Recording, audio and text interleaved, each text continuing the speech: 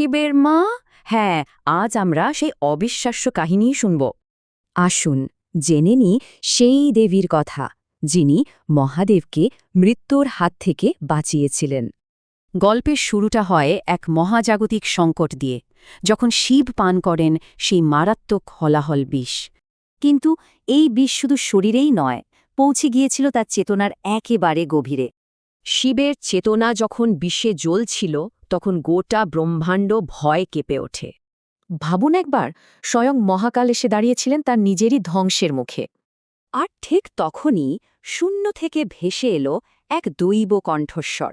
এগিয়ে এলেন এমন এক শক্তি, যার ক্রোধে স্বয়ং যমরাজও ভয় পান।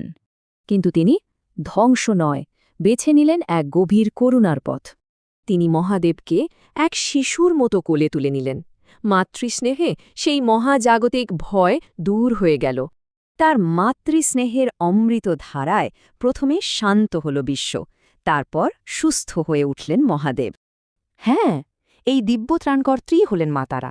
খুব কম লোকই এটা জানে।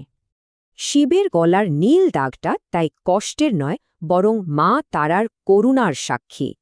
কিন্তু শিব আর মা তারার এ সম্পর্কের উৎস কোথায়? এর উত্তর লুকিয়ে আছে তন্ত্রের অতি প্রাচীন আর গুহ সাধনার মধ্যে। তন্ত্রশাস্ত্রে মা তারাকে মহাদেবের মা বলেই বর্ণনা করা হয়েছে। এই গল্পটা শেষে একটা প্রশ্ন রেখে যায়, করুণা কি ধ্বংসের চেয়েও বড় শক্তি নয়?